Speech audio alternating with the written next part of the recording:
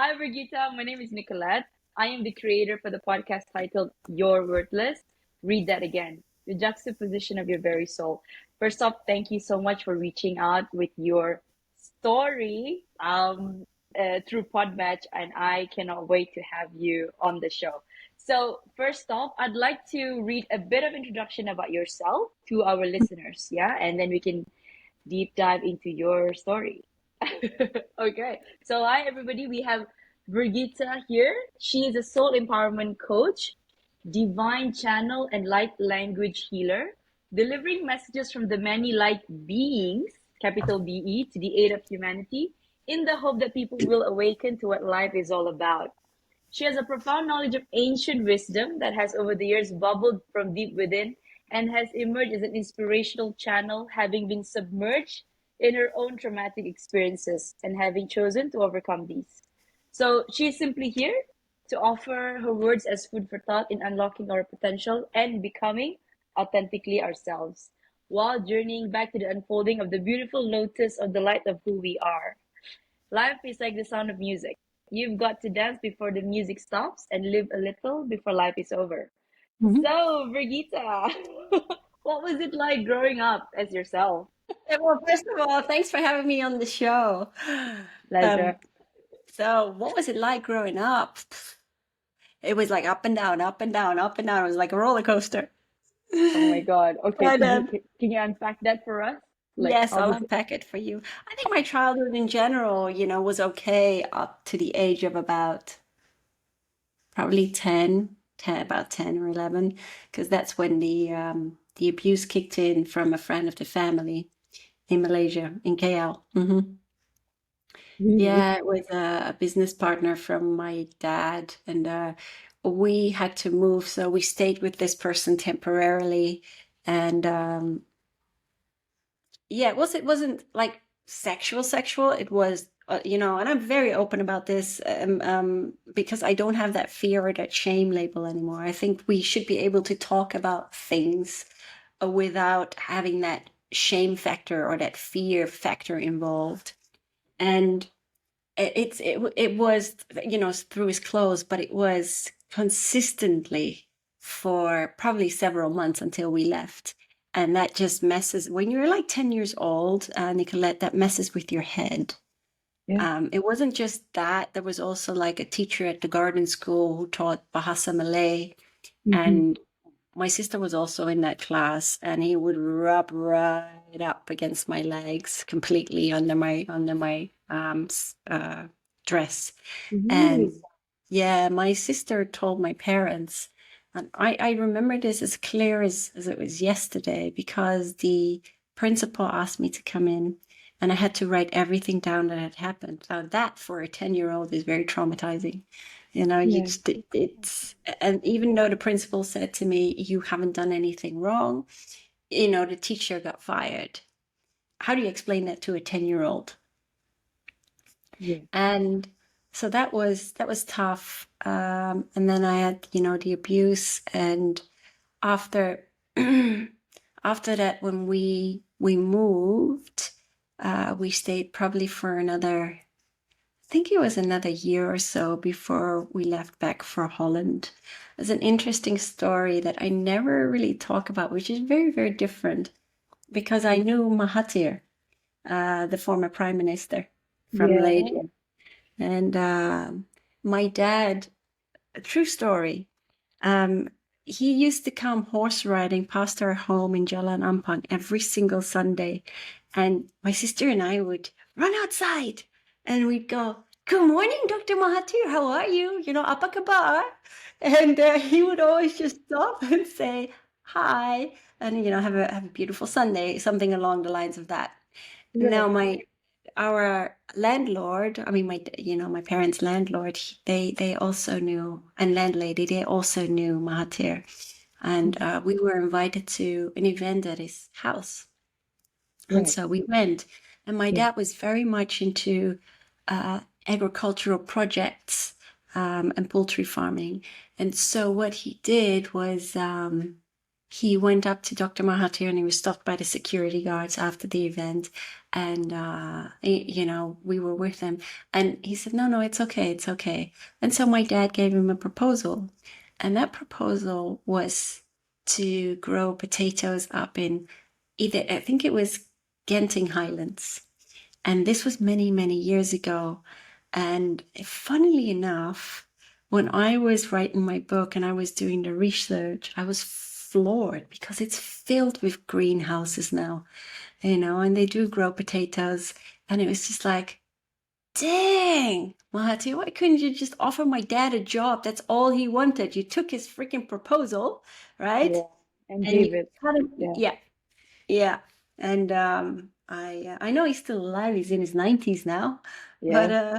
I Very was much just I so. was yeah, I was really, really floored. I was just like, you take that proposal and you just don't get back in touch. I mean, my dad died in I'm so sorry. 1988, so it's Hmm. a long time ago. So that was probably a good 6 months later that he crossed over. But it just blows my mind that he actually did do something with that proposal and kept the credit for himself. Oh my God. Okay, I gotta take a moment right now because I never thought our paths would cross. Like, can you imagine? Like, you didn't know I was Malaysian, right? I didn't No, know that I you. didn't. Yeah, exactly. I didn't know that you. I'm talking about that right now. This is just amazing. I believe that there's something more here. Okay, I'm definitely keeping you in touch. We're definitely in each other's radar right now. Yes. Okay, so so that means so when did you leave? At what age did you leave Malaysia then? I was 13, nearly 14, and so we went back to Holland and we left everything behind because there was no more money in the kitty. And my dad had been bankrupt for a while, and the Dutch consulate actually kept helping us out. At a certain moment in time, they just, said, no more, we can't help you anymore. And so we went back, left everything behind, and just took with us what fit in the suitcase. And I remember saying goodbye to my dolls, my favorite dolls, because I couldn't take them with me. So, and then we got to Holland, and my dad died several months later of cardiac arrest. And he'd always said, if ever I cross the ocean, I will not make it. But he refused to take his medication because he really thought he could cure himself.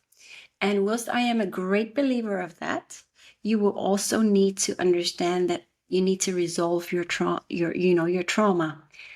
You can meditate as much as you like, Nicolette, but if you do not resolve your trauma, then you remain within that same, I call that same frequential energy system, so to speak, because the energy within doesn't change. So how can it actually change without?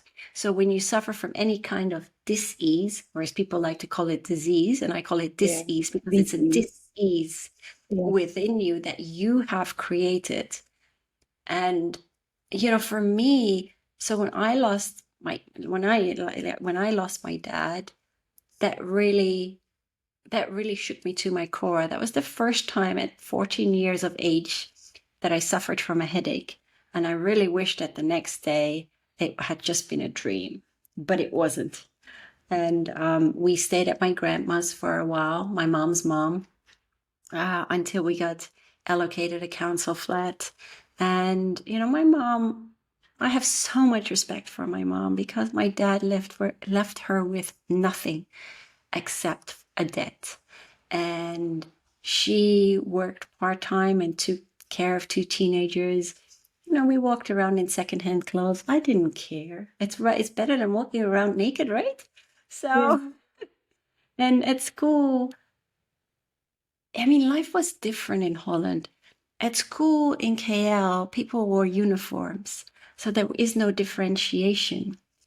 And in Holland, that was different.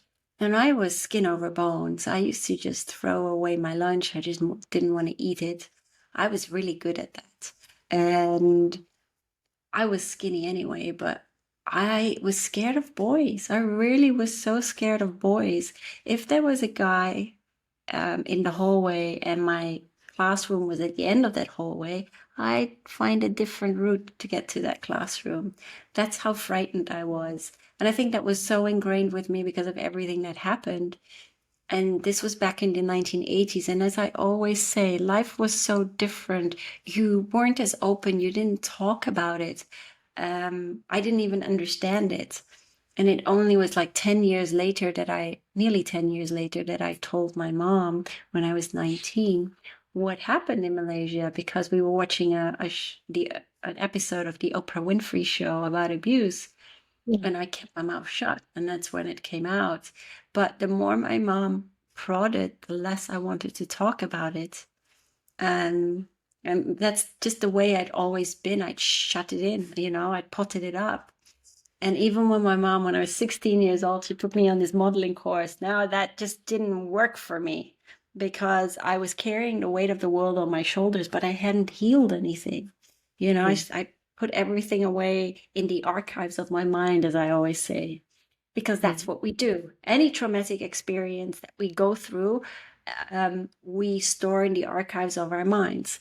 So that's a little hypothalamus. And when something happens or we meet someone, it's like, oh, we become like a Miss or Mr. Porcupine because, oh, whoa, what's happened to us in the past? Oh, well, this is how I should react because this is how it's stored in my mind.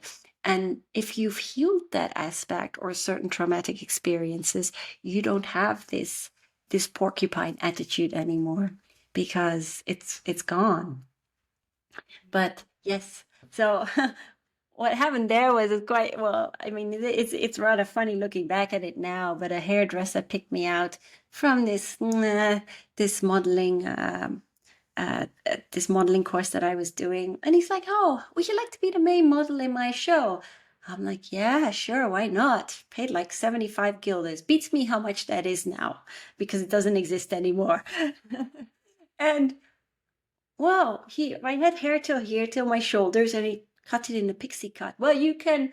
Oh my gosh, I was feeling horrified. I was feeling so insecure. I mean, I was already feeling worthless. I was already feeling, so insecure. I just went down the chute at that point. I did walk the show, but I wish my hair would grow. That's all I kept thinking. I want my hair to grow back. And of course, that took months.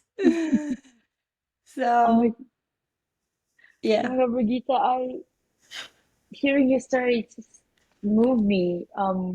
You have gone through so much.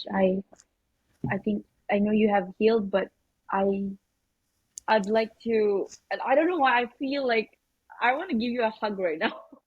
Ah, thank you.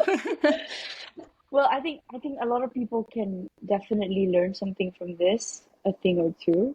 And that's also the reason why I started this podcast, because everybody has their own experiences in life, and I Yeah. think yours is definitely unique. And for you to be able to come out on the other side healed and trying to light the path for other people as well, that's just beautiful. And So uh, I will say this, with any experience that you go through, people say, people can say, well, you got to do it this way, you got to live your life that way. No, you have to live it according in agreement and in alignment with your own spirit. There is no right or wrong in how you decide to experience life. Come on, I've suffered from donkey syndrome. I've done incredibly silly things. I could have killed myself when my stepdad passed away in 2000 because I hung out with the wrong crowd of friends. But, at the end of the day, I'm responsible for my own life.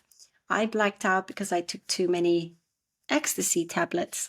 I did coke for like 3 months, and I just wanted the pain to go away because my mom was leaning on me, and people were always used to see, and they still have this certain what do you call it? Uh, People like to see you a certain way. So for me, it was perception. always, yeah, it was Mm. always, Brigitta is happy. Um, And I could talk about the death of my stepdad for like 2 minutes, and then it was like, oh, finished. And so I just kind of like just wanted to fit in, just not feel the pain. And so, yeah, I used it recreationally, you could say. I had sex on drugs. I didn't even know that it was happening to me because I was so far gone. And that's something that I had to come to terms with. And it took me it took me quite a few years. Um, but yeah, from that, of course, because I was still trying to figure life out, I rolled into toxic relationships. They were very dysfunctional. But everything that you go through, everyone that you meet is a mirror image. Oh, And that's so so true. everyone is a teacher. And if you view life from that point of view, from that perspective, you see life through a different lens. I didn't always see it that way because it was like, why is this happening to me? Do I not deserve to be happy? My guides were going, the universe is going, yeah, of course you deserve to be happy, but how are you going to get yourself out of this experience? And so, Yeah. did I make the same mistake as I'd like to call it twice? Sure, I did. Does it matter? No, it doesn't. You grow in your own time. Wow. I'm speechless. Like I have a whole question, and then it's like I think you've addressed most of them, but okay, let's go through it one by one. So, um, because the essence of my podcast is about self-worthiness, and this is a question where we I'm gonna touch on being existing in this time and space. So, in your opinion, why do you think we are here? What is our purpose in life? What's our purpose in life? Wait, can I just close the door before I Yeah, answer that? sure, sure, sure. The No noise. problem.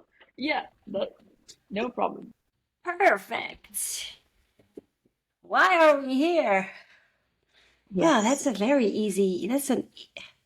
very easy to answer for me. Although I had to figure it out. We're I bet here I bet the period to figure it out was like all through the years, years. right? And then yeah. Okay, can you give us your wisdom? Well, we're here to return to a love for ourselves and each other. That's one. We're here to also learn how to manipulate the energies, Hmm. making them work in our favor, because we don't always realize that we are energy. We're not this organic blob, this Yeah, human body. We're the yeah, spirit within this human body. We are energy. And that's right. so we are divine alchemists. That is what we are. And people are like, yeah, but I do not create my reality. Well, my dear, actually you do. We all create our reality. And it doesn't mean life is always a bed of roses. It merely means that whatever you go through, become conscious of what you go through rather than remaining in that conditioned programming. There's a big difference between thinking consciously and becoming aware of your experiences rather than just, steamrolling through them and doing as you've always done. Can you break it down, the difference between the two, Yes. please? So we are conscience creator. We create consciously, right? That's what we Yeah, do. that's Many right. people are not aware that we create consciously because they normally just do their thing, their everyday thing, and some will remain. The very big difference is when you become aware of your experiences, that's when you become conscious of everything. Mm. That's the big difference. So if you remain in, for instance, that victim mentality mode of why is this happening to me rather than why is this happening for me, that's the difference. So, what would you say to people who have just started their healing journey? What do you, what would you suggest they do? Like, I, I think everybody's at different stages of their Yep. journey in this life. They might not even be fully awakened in this lifetime. That's why they probably need to come back. Yes. But right now, though, anybody who's in that um, timeline, what do you, what do you, how would you recommend them to go about it? If they're commencing with their healing journey or just starting, that's Mm-hmm. what you're asking, right? Yeah. Yes. First of all, oh my gosh, I have so much respect for people that commence on their healing journey. I mean, honestly, I could embrace them. I can say, I love you because I do. And Mm-hmm. you have to do whatever path you choose, make sure that it aligns with your spirit. But if you want some advice that will really help you along the way, and it's helped many people, and I absolutely love him. But if you're really flustered or anxious, and you just want to recenter yourself, listen to meditations by David G. So David and then J.I. On YouTube. And he does a lot of meditations on fear, anxiety, returning to the center of self. Um, and all you need to do is just plug in your headphones and that's it. But if you get really stuck, just reach out to somebody. And I think that's really important. And also when you commence on your healing journey, you've looked in the mirror and said to yourself, I'm taking accountability for my life because I deserve to be happy.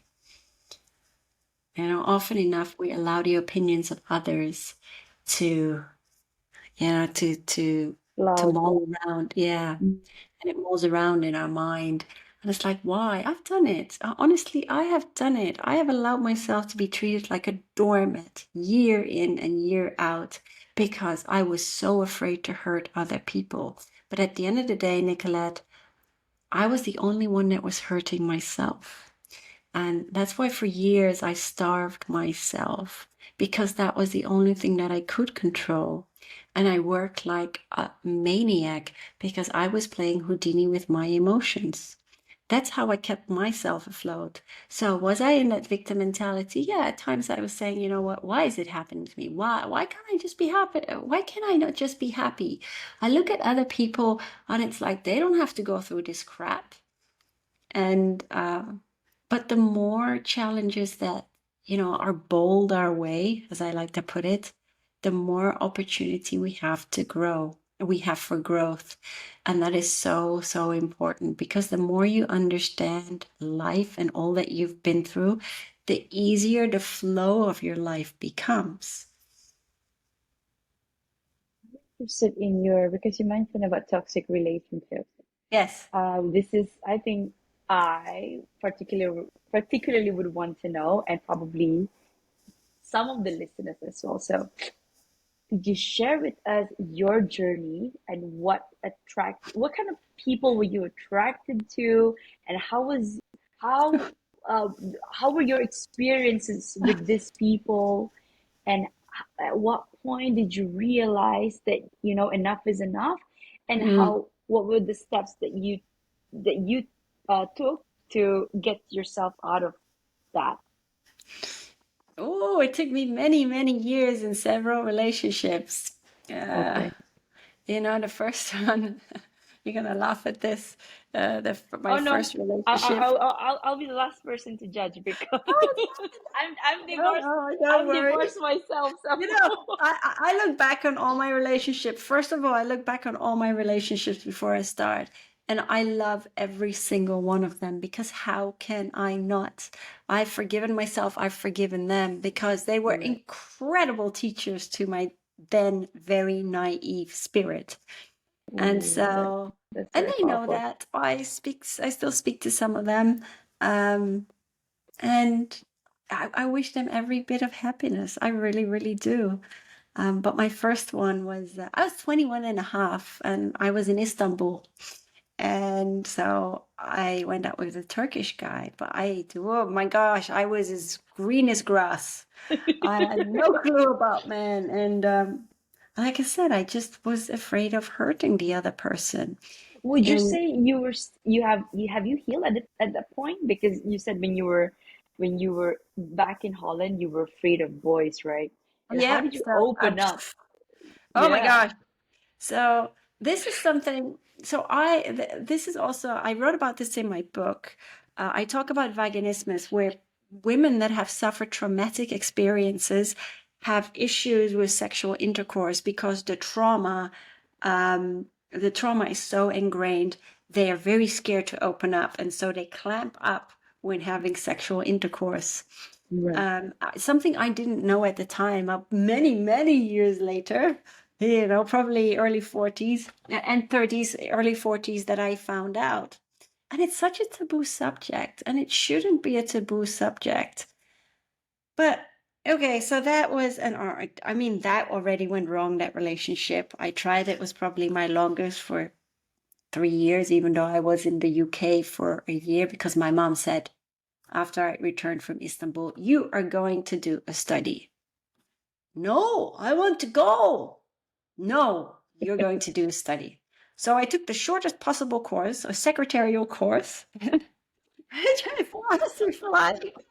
Just to fulfill her wish and then go. Then I had to apply. I did apply to work for Virgin Airways as a stewardess. I also did Gulf Air, but for Gulf Air, I was too tall.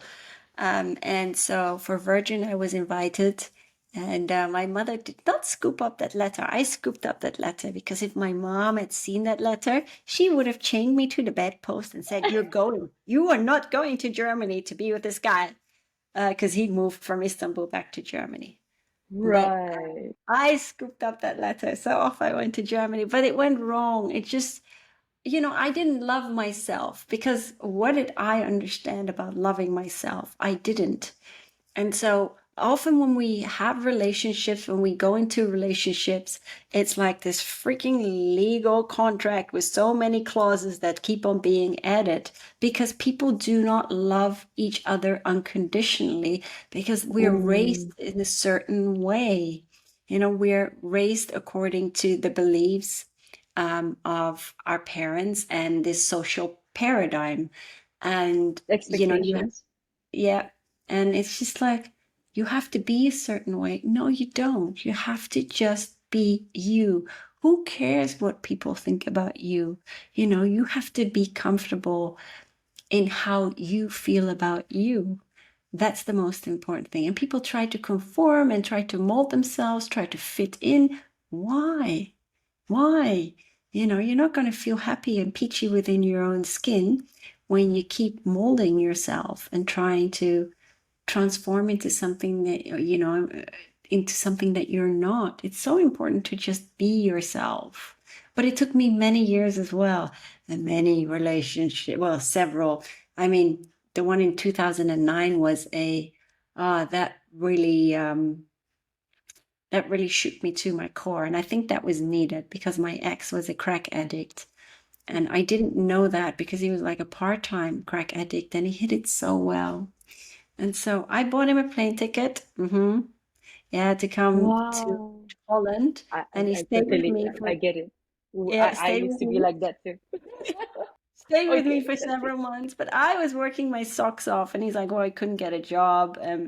I'm sorry, Nicolette. You can put me in the freaking desert, and I will still find a job, because that is my attitude towards life. Mm, And if you want something, you will always find something, because that is what you put out there to the universe. So you manifest that. that's so And true. even when I was living in New York, and I was bartending, I was doing the odd modeling job, I was hostessing, and I was doing promotional work. Yeah, because that was just me. It was like 7 days a week. So, but here was in Holland, and yeah, I mean, I never seen someone so off their head, so in pain, with crack hands. And he pawned some of my stuff. He landed in bed with the Crips, the Dutch Crips in Holland. And it just, I mean, I tried to get him to, he wanted to get help, but you needed like, in the US, you have like a social security number. And so Right. he needed that for Holland as well. And so they wouldn't take him in. And because he'd stolen from the Crips, they held him for ransom. They found him, held him for ransom. And at the end of the day, I mean, I helped the police out and they found him and they deported him back to the States. But I'd already moved back to the UK, close to my mom, because she got me out of Holland in the space of like 2 or 3 days. And the police said to her that we're dealing with this case, they said, this is the best thing you can do for your daughter. Little did I know that over the many years, they built a massive prosecution case against the leader of the Crips in Holland. And he called me up and he threatened me with my life. He said, if I ever find you, I will kill you. And he said, if I ever find your ex, you can guarantee, I guarantee you that he'll be lying dead in a ditch somewhere where you will never find him. And that was just, I was at breaking point. I really, really was at breaking point. And I tried to take my own life by downing a whole box of ibuprofens when I was in the UK, and that didn't work for me. I just woke up, headache gone, and I had like 12 hours sleep. And my mom just said to me, Birgitta, why don't you go and see a counselor? I did go and see a counselor, but it didn't work for me because she listened to my whole story and she just said to me, you're going to be fine. You're strong enough. You'll manage. And I just walked out of there. And then I thought, you know what? I'm going to try the holistic route. Because I used to read cards for people throughout the years. And so I Tarot. found, yeah, tarot. And I used to, I'm into tarot too. Part of my healing journey was tarot as well. yes. Yes. Oh god, we have so many parallels. Okay, it's really So interesting. I found, I didn't come to Earth with a cheat sheet around my neck. We got to figure it all out. So I found a Reiki healer, and she was just amazing. She really, really was, and she helped me so much. And I also studied Reiki level 1 and 2 under her, which took about, I think, just over a year to complete because, I had to do all my case studies, self-healing and case studies. And I studied many other healing modalities, like the emotional freedom technique, which is really powerful. It's tapping the EFT. emotions. Yep, Yeah. tapping the emotions out of your system so that you can just talk about the memory without being traumatized or re-traumatized by it. So powerful, yet such a simple technique. And I saw some amazing results when I was working with clients. But I became a meditation teacher as well. Studied holistic nutrition, um, so many other healing modalities because I was just like a little SpongeBob absorbing everything. And when I moved several years later, when I moved to St. Petersburg in Florida, I did learn from that one relationship that, let me hit rock bottom, but then I got another version. It's so it's so ironic that you can actually laugh about it after so many years. That means Yeah, I can. I can because yeah, I mean, come on. We're not gonna get out of this life. We're not gonna get a life out of this current life anyway. And when we that's go true. back up there, it's like, well, let's go Let's through your life review and see how you've done, how you've coped. yeah. So, Let's see yeah. your film. Play. Oh, you did not. Oh, let's see. Oh, this year. Ooh, you messed up that way. So, what did you learn? I can imagine. Yeah. So, how was it? Was that difficult? You tasted your own medicine, right? I could imagine. The universe talking to Yes. me like that. So, That's so funny you mentioned about a taste of your own medicine because I've gotten that so often. And it's only because what happens is when we are in a relationship, what people often do, mea culpa, I've done it. It's like, you want the other person to be happy. You will do anything. You will walk to the ends of the earth and then some for that person. just Oh, take a bullet really? for him. And where are you going to end up then? Well, I ended up in hell because because I lost myself along the way Along the way. because I wanted to help these people. I wanted to find them jobs. I wanted to do everything for them because they didn't seem capable. Whereas for me, it was like super easy. Yeah. But you have to allow for others to walk their own journey. You have to walk your own journey, because if you don't, if you keep helping and helping and helping, it's like you're enabling the other person, even though you don't consciously realize that, but you do stump their growth as much as you Yeah. stump your own growth. And it's so important for other people to walk their journey. Let go of the reins. Stop Yeah. controlling another person. Let them walk their journey. And I mean, the one in Florida, I mean, he lost his mom, bless his cotton socks. He was very needy. He had a fear of losing me. He moved up from 1 hour away to 2 doors down from the place that I had bought. He he was really, he suffered from depression as well. He had a reckless, and he was, something, he couldn't afford the lawyer. It got messy because I had to help him. I had to pay his bills as well as my own. He just kept coming around to my house, and I didn't want that. And there were times that I would cry on the floor, screaming at the universe, why? Why is this happening to me? I can't go on like this anymore. And I actually sold my home that I had poured blood, sweat, and tears into, and bought another home, which was a bit of a money pit just to get away. But it it took me several years, and when I was really screaming at the universe, that's when I started to listen. Yeah, just because I taught Reiki to my students Mm. didn't mean I was going through crap of my own. I was Yeah. great Oh, that is, teaching yeah. others. I was great at teaching and giving Oh, workshops in yeah. meditative art and pendulums and all that stuff. Because in ways it helped me as well. But I really needed to. I was so exasperated. I was so down in the dumps, and that, one day it was like, oof, the light switch, went on. And they sent me a breadcrumb. The universe, my guides, sent me a breadcrumb in the form of kambo healing, which is shamanic healing. And Right. it was my sister. I'm not in touch with my sister now. We are on two different trajectories, but I love her. I will always love her. Um, she has her life and I have mine. But I went to see a shaman several hours away in Florida. I had no idea what to expect, because when I go for a healing session, I want to know as little as possible, because I want to be open to whatever it is, whatever kind of healing I need to receive. Well, I'm going to tell you, this was pretty physical.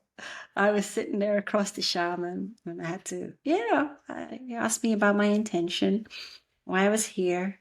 And so I said, I wanted to heal. And yeah, what he did was, it's shaman. I mean, Kambo um, is the monkey tree frog.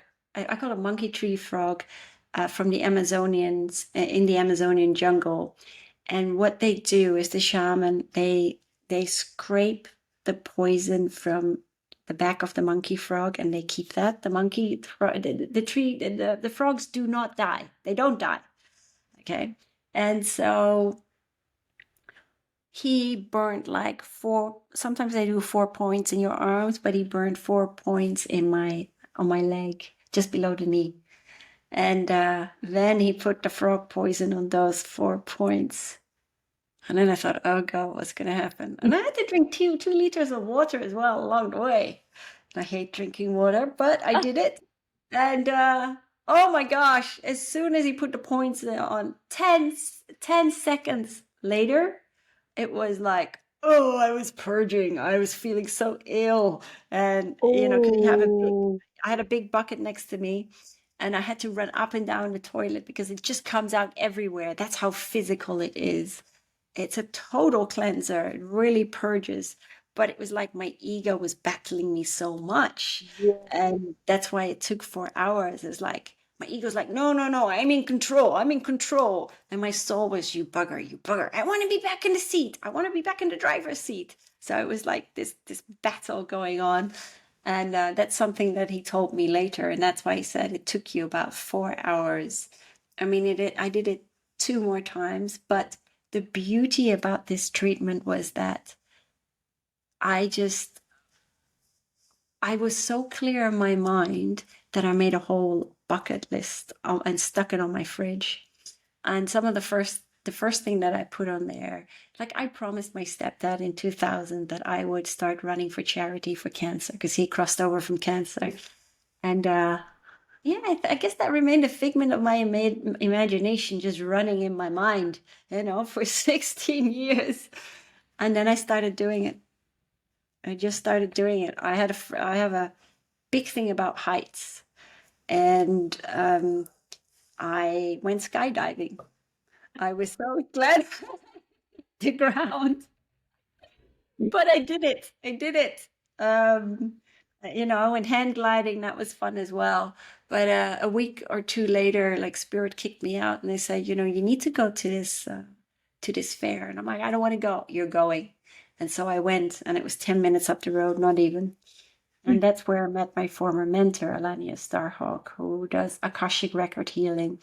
And for people that don't know it, Akashic record healing is about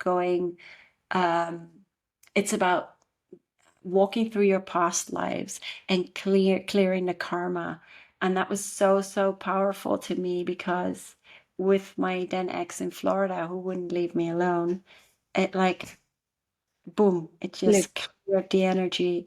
Because in a past life, he was like a charlatan. He was a charmer in the Middle Ages, and I was pretty well off. I had my own business, which was pretty unusual in that time.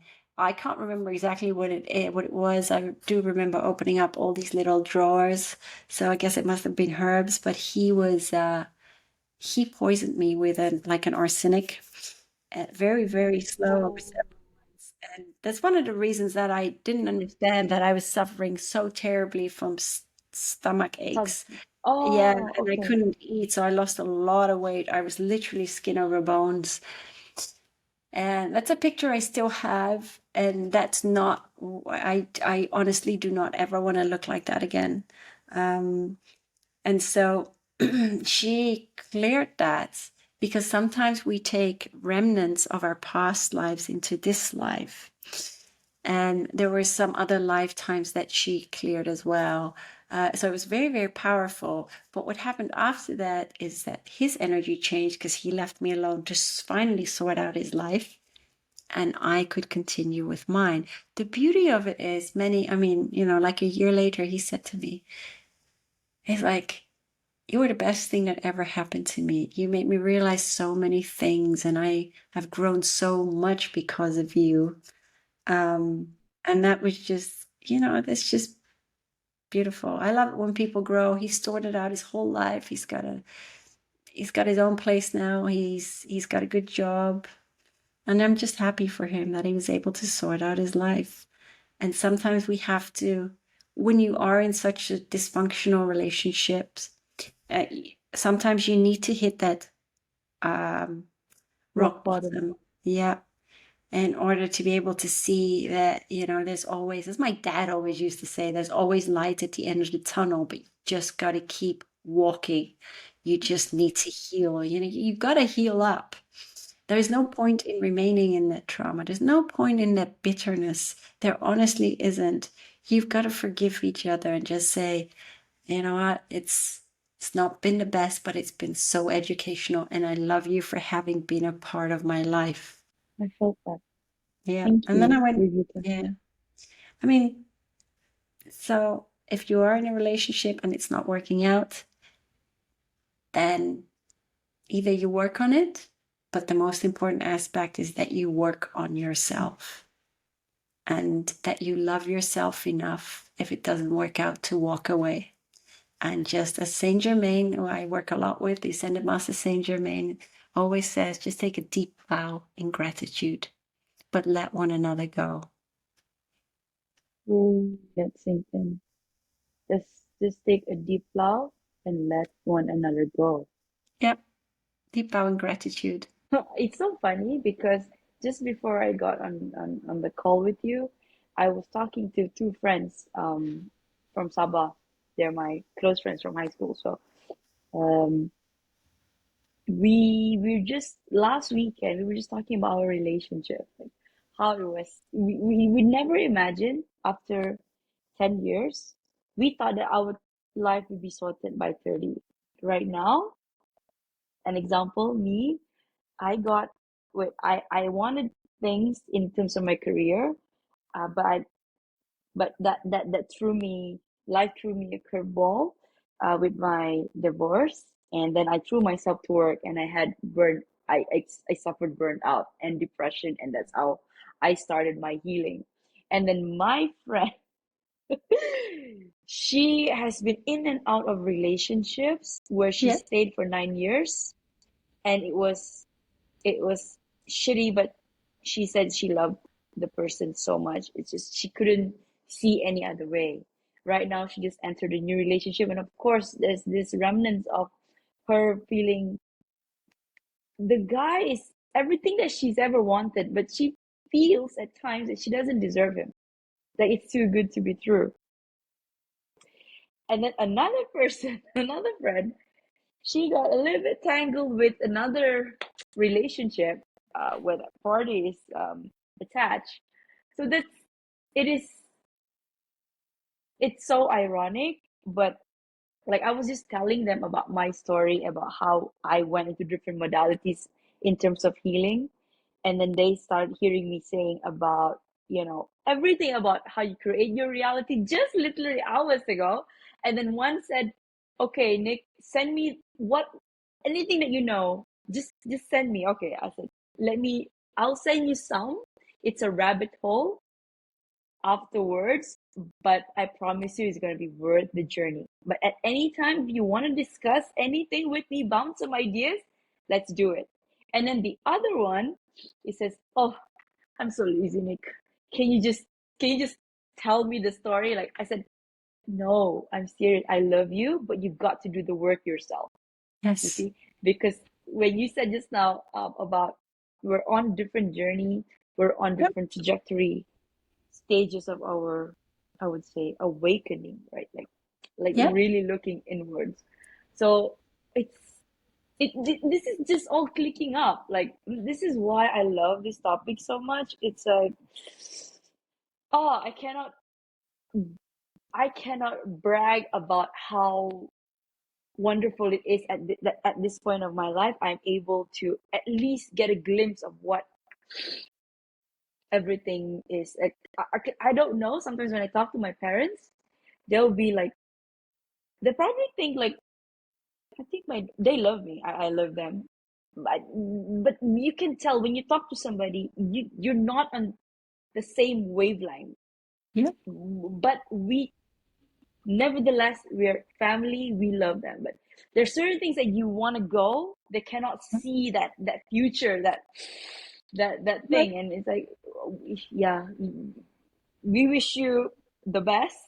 Knock, anak, right? We wish you the best, but it's like, okay, I'm in this journey, but I have full faith in the universe.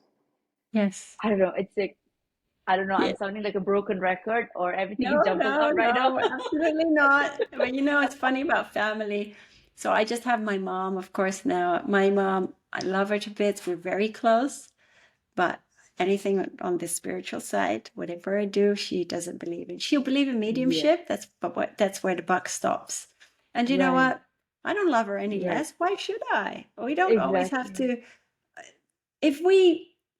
If we believed all the same things, life would be very dull. We're all unique Mm. individuals. Yes, we're all, the energy within us is all the same. I always say that our physical appearance is merely the difference, that's what's different about us. But the soul within our house, within our body is the same.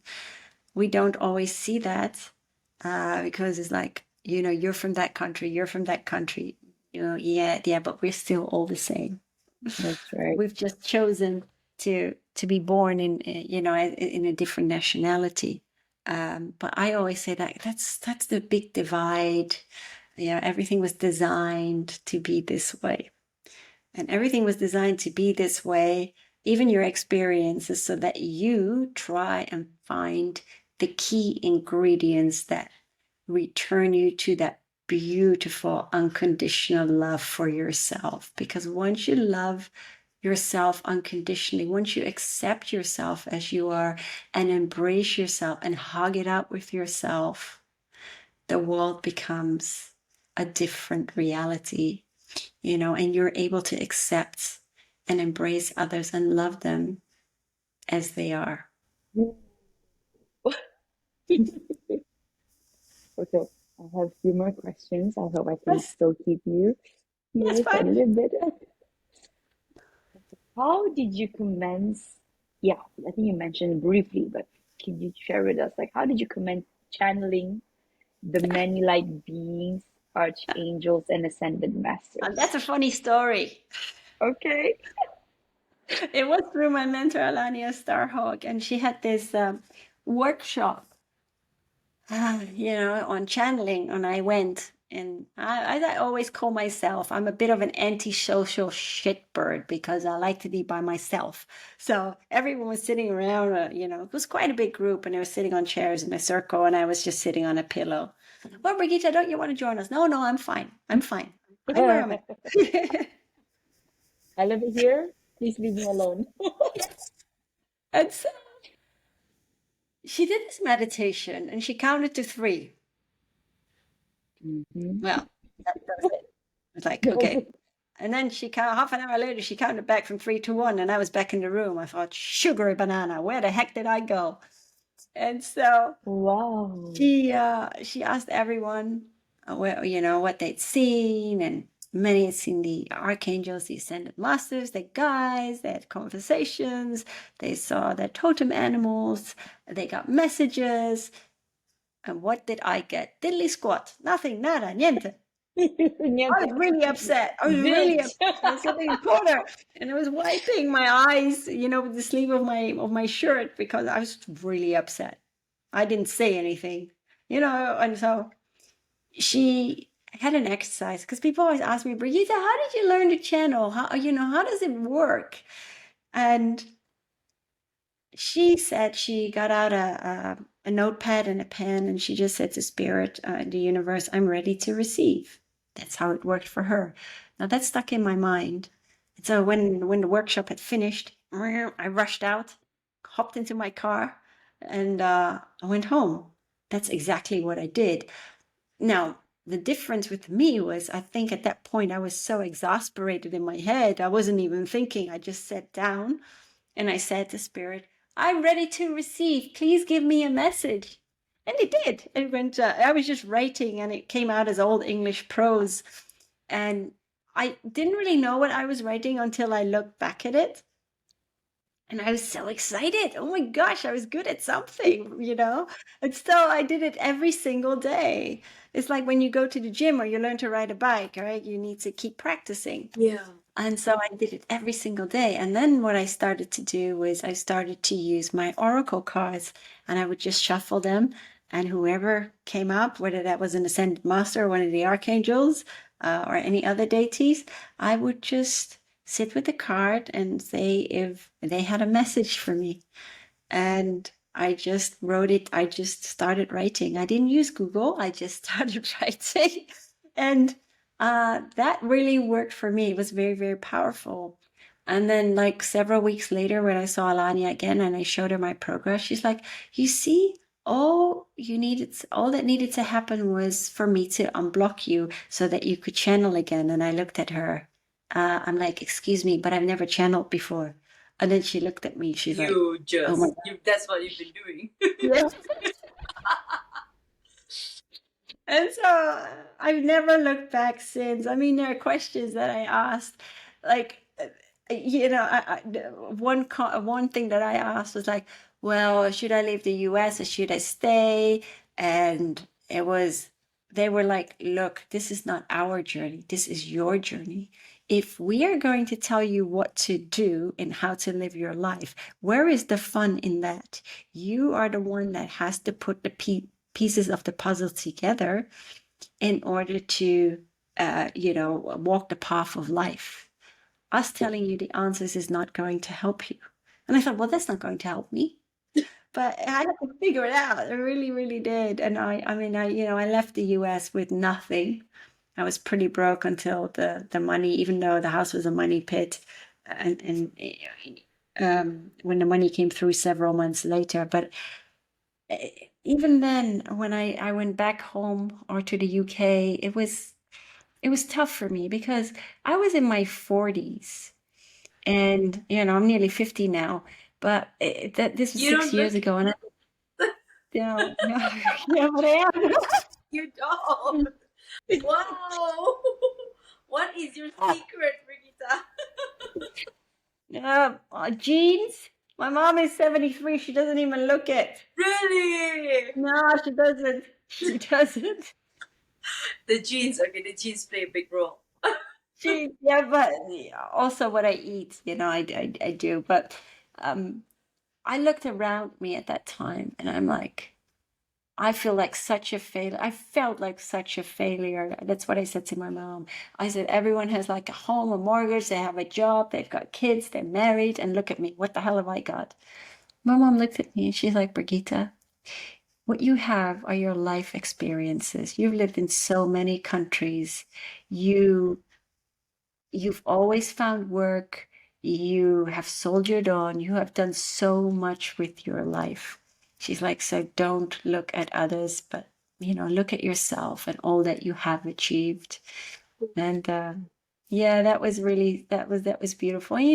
She's right. I think when you have and when we look at people, because they're married, they've got kids, they've got the house, the mortgage, is that really important? For some people it is. But it's really about making memories and garnering life experiences and becoming more aware of life and what life is all about. Because life is not about just working. It's all work and no play, so to speak, as that's the expression. But in this day and age, everyone is like a gerbil on a burnt out treadmill, because everything is so done by design, even in this technocratic society, all to deviate ourselves away from our own awareness. Because can you take a phone away from someone? No. It's like they're addicted to it. And if I go out in nature, or if I take a walk in the woods, it's like I love the quiet. That's what I love. I mean, growing up in the 80s and even the 90s, in the 80s, there were no mobile phones. It was great because people, lived from the heart. They communicated with one another. Now it's all this stupid texting or, Kindle and everything. I hate texting. I hate writing long emails. Become the. Just don't have the time for that. Yeah. But it's so much like, people, be real. Just be true to yourself. Ditch the mask. It's something that Saint Germain, the Ascended Master Saint Germain, hammers so much on. It's like, ditch the masks. Just be you. Be raw and authentically you. And we live so much of a fear-based life rather than a love-based life, or we live so much of an egocentric life rather than a self-centric life. It's not self-centered, but I mean a selfless life. It's very selfish the way people live. It's all about me, rather than we. That's true. Live as a community, not as a singularity. Live from pour from the cup, as they always say. Pour from your heart with the cup of love, rather than living from an ego-based narrative, because that doesn't serve you. It doesn't serve anyone. And yet people live from the ego because that is all they know. Because, ooh, what would happen if we would strip all the conditioning? Ooh, what would happen if we would heal up? We'd be raw, we'd be naked. Yeah. Yeah. And we start to really live authentically. And people always go to me, well, Birgitta, what does authentic living mean? It simply means that you are you. There are no strings attached, nothing. There's just you. No ego, no masks, and just living an unconditional, unbiased life. That's it. It's not hard. It's just taking the steps to heal, and getting rid of that programming. If you think of, there's the Ascended Master Hilarion, who I love very much too. He's also a healer, works with Archangel Raphael, and he compares it to, well, look, when you use conditioner in your hair, what happens? Right? It's very sleek. You can comb through it. But if you do not use the conditioning, it becomes very frizzy and it becomes very you. This is just who you are. So yeah. And when we talk about fear, it means false evidence appearing real, but it also means either you fall endlessly or arise revolutionary. Fear is merely the beta blocker within our minds. It's created because we were born out of love. We are love. That's our divine essence. Fear is merely that smooth criminal, that little gremlin that makes us go. So that just deviates us away from who we truly are. Felt when you said about being yourself, authentic yourself, because at one point I did ask myself, like, if I were to strip away all my accolades, all my achievements in school, in work, whatever it is, like, who am I? You're still that beautiful soul, that beautiful light that lights up the world. Because our journey is to become enlightened through many, many lifetimes. I mean, Buddha didn't do it in one lifetime, it took him many, many lifetimes. And whatever we go through, our experiences, hey, take it on the chin. When you've overcome that, I applaud you. I really, really do. What school we've gone to, the universities, it doesn't. It really, really doesn't. What matters is what you decide to do with your life, what you think is important, what makes your heart skip a beat, what makes your soul sing. That is what is important. Okay, so what is your heart's greatest wish? My heart's greatest wish, I will always say, to be happy, right? But the happy is the inner state of being. But for me, it's really about inspiring others to awaken to what life is really about. That is why I'm here. And just to backtrack a little bit, it doesn't mean just because I'm a healer, doesn't mean my life is a bed of roses. To get to Spain to where I am now, it's cost me most of this year. It's cost me, I've gone through experiences this year. I look back and I think, wow, I made it through because I fell back into my old programming. I did. I'll be very, very honest about that, as I just talked to you about that just before the show.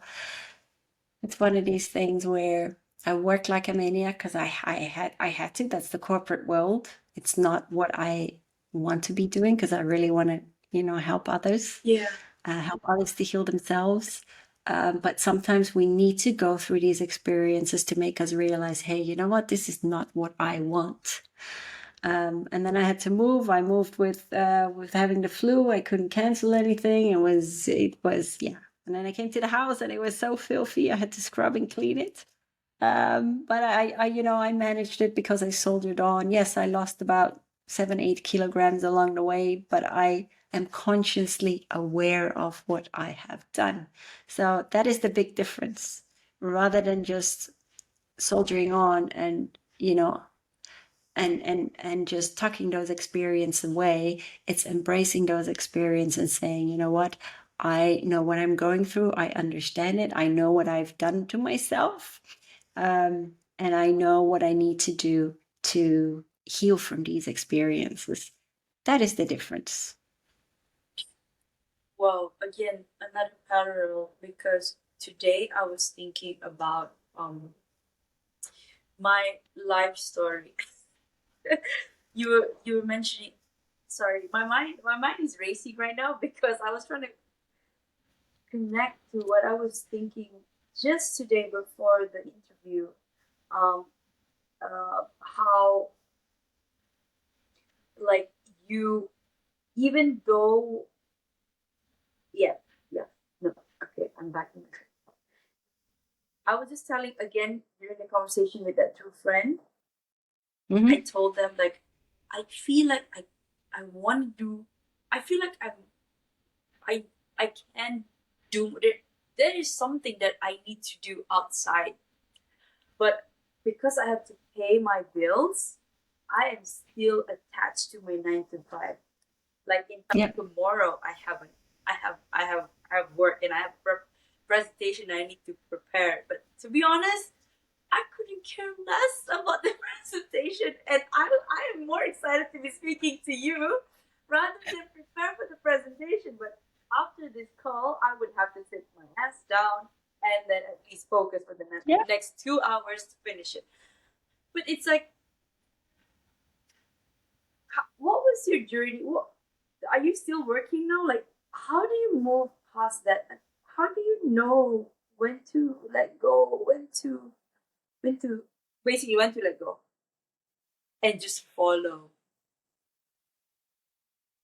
It'll be in a couple of months. I know that. So I do know that. It's like my guides at the universe. It's so funny how your podcast is called You're Worthless, and we still every single day we try to find our worth, but we are worth every single penny. We are worth it. We are. Once we value ourselves, and I still struggle sometimes, and that's okay, because we're human, right? That's the thing about it, right? We're human, and human, when we split the word up, you means light, Hue, and men. So we are walking light men, having covered ourselves with the layers of the earthly conditioning, trying to get rid of that of all the layers, returning to that beautiful you of ourselves. So the same with you, Missy. Yes. Thank you. I am so blessed right now. Like I can't even begin to. Do you know what I forgot to say? To do? My light language healing demo. Oh, what is that? It's so light language is the thing that I do. I love it. I absolutely love it. Sometimes wake up in the middle of the night, even when I was so stressed, moving here and everything that had happened in the past couple of months. I was just walking up and down the stairs talking in light language. And light language is very healing. So you've got Reiki and other modalities, which is like long distance healing or hands-on healing. But light language healing is something that your soul comprehends. Your mind doesn't understand it at all because it's like gerbil language. But it's ancient and it's very galactic, and it's the many master teachers. They also come through, and it's just very, very healing. And these are light activation codes for your soul. And often what happens is whatever we focus on, whether it's clarity, getting rid of fear, returning to that love for ourselves, getting rid of anxiety, that is exactly what it will activate. Very powerful. How do I start? Like, How do you start? Well, Yeah. I'll do a small demo. Just tell me what you want to focus on. Clarity? Yeah. Yeah. You seem to know what I need. Yeah. Getting rid of the gunk in your mind for a little bit more clarity. Yes, yes. You've got like a little, in your head, it's like, like you have the mailman, and you have the mailman that's sorting all the little pros and cons and putting them in the little archives. Yeah. That's part of your mind. Yeah, that's exactly. That is exactly. Okay, so we're going to focus on clarity. So I'm going to ask you, so whatever comes out, don't worry, you won't understand it, but your soul will get it just beautifully. So yeah, close your eyes. Take a very deep breath in. Hold it and breathe back out. Take another very deep breath in and breathe back out. And just keep gently breathing in and out. And actually, the light beings have been waiting for a little while. So we're going to focus on clarity and getting rid of the gunk in your mind so that you can think a bit more clearly. And whatever comes through, just allow it to flow through you all the way from your root, not your root, your crown chakra, and wherever it needs to go. I just want you to know that they're putting you in a beautiful crystalline bubble to protect you. Ooh, these are the ancient Star Walker people. See maloya kiti iti imaka titi ala kiti yamasui nikisi ai miki I see you ui kiti yama u tisi maleka ta ihiti kiti ngasi kiti maluhi usikiti a drushini asiki I. And it's like they're showing me like it's tar in your mind, and they're allowing it, they're flushing it through your system. And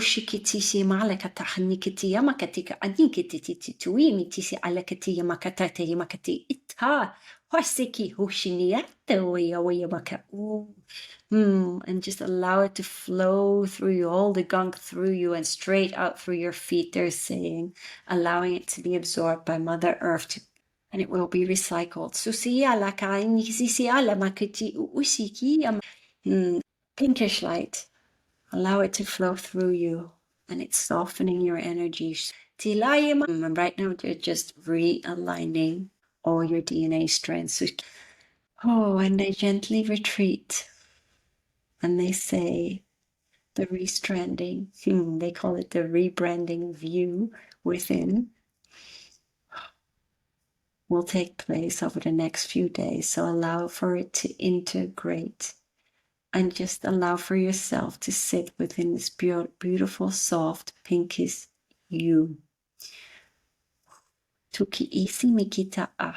And they say whenever you're ready, just take a very deep breath in and open your eyes. Said star. I was imagining I was meeting with the very, I don't even know if it's the Flintstone or the paleo, the people. And then they were just showing me your North Star, something like that. Yeah, But very different. What did I do to deserve this? Sometimes we all need a little bit of help, Nick. That's all right. You breathe. Oh, I want to give you a back hug. and let me feel. You're right. Your inner North Star. I talk about inner North Star. They always talk about inner North Star as well. It's funny you mentioned that. It's all about following your inner North Star. I don't know if it's related to North Node. I did a little bit Oh, of North Node. Yeah. Mm-hmm. It's supposed to be my North Node should be in Aquarius, according to my birth chart. So that means helping humanity. Mm-hmm. And Aquarius is air sign, therefore speaking, communication. Yes.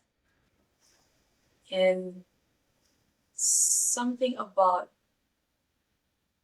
philosophy, something about...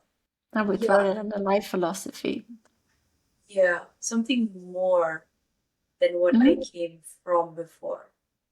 Yes. I have never imagined I would be. Because when I was small, I never thought of that. But right now, it's like you are going there, like it or not. That is where you're going. Thank you, Birgitta, for showing me the path. I'm just one little breadcrumb, you know. Oh, I will remember this my entire life. You're such a beautiful soul. So are you. Thank you. I don't know how to end this right now. It's like, okay, I know we have a key takeaway. I think, I'm going to stop this. I'm going to record and then I'm going to patch them. And then the first one, I'm going to cut it. And then I'm going to ask, like, 2 more questions and then we can close. That's fine. You Okay. cut whatever you want.